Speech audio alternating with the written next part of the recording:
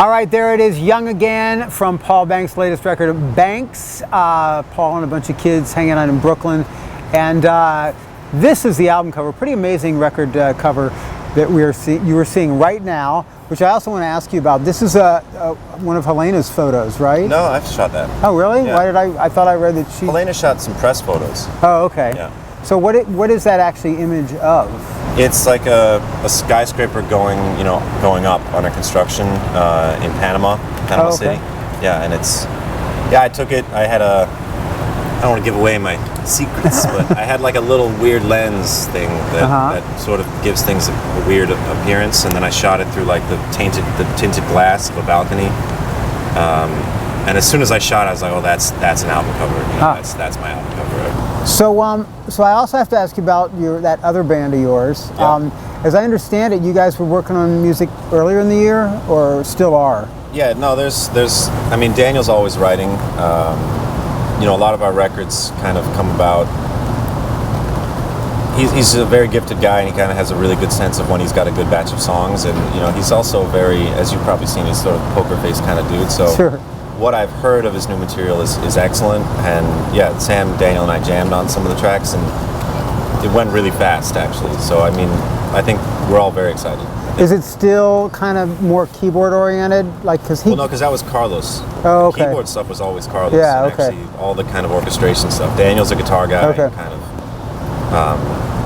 So am I. I'm on my solo stuff. I do the keys, but I think the direction will definitely change because Daniel was doing something real specific with his writing on our fourth record, and then Carlos was doing something real specific with his contribution on our fourth record. So to me, that record is really left field. Mm-hmm. I'm really proud of the fourth record, but I think it will take time for people to get what is going on there. Third and fourth, I think we went pretty experimental. What did you think of the reaction to the fourth record? Do you feel like people were too?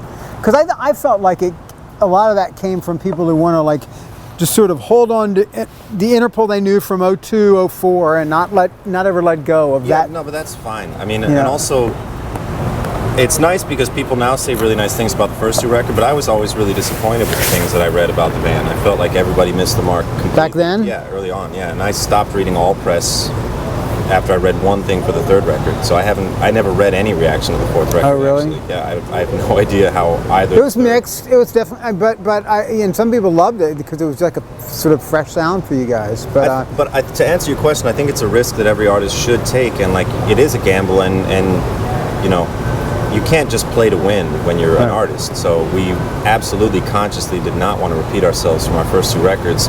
So for us, it's almost like very understandable that some people don't follow along. If they're beholden to the sound of the first two records, and that's all they want from a band, then cool, then keep listening to the first two. But we need to go do some new stuff. And I think it's almost a sign that we succeeded in doing new stuff that some people didn't get it. If there's been any speculation after that last Interpol record about will there be another and where the guy's headed now, a lot of that comes from Carlos leaving.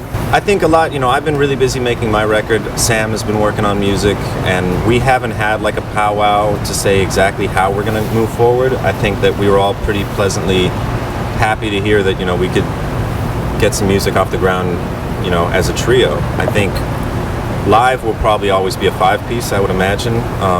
But as a core songwriting, team, I don't know, and I don't think anyone in the band knows whether or not we'll try and get someone to do. You can't get anyone to do what Carlos did because he's, I'm probably Carlos's biggest fan. Yeah.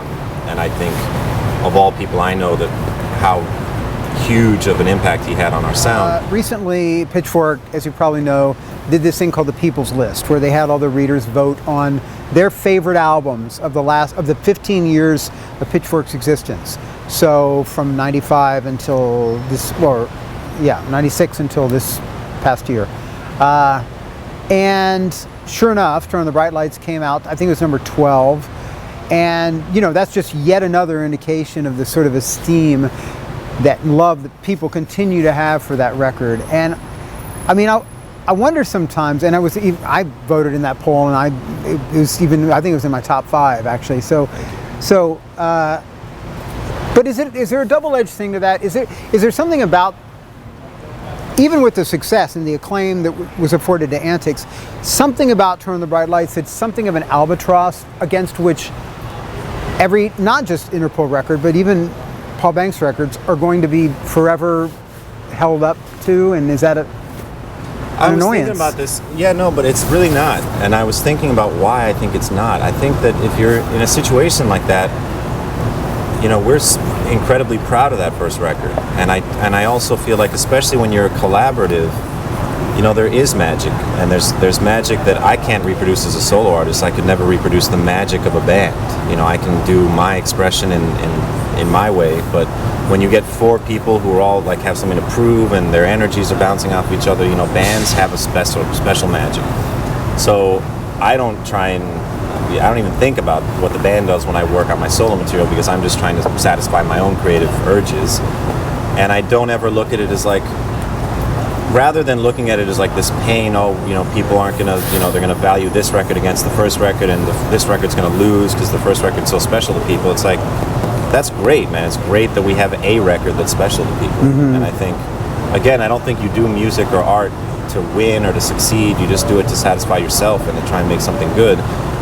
And I don't think any of us look at what you're talking about as far as being an albatross. I think we only look at it with pride and happiness that people still like that record. So the next few months, I guess, are going to be pretty much focused on touring this record, Yeah. right? You're out in November in the States, right? And then I think Europe in the beginning of the year? Yeah, January, February, Europe, yeah. Yeah. And then who knows? Possibly an Interpol record at some point next year.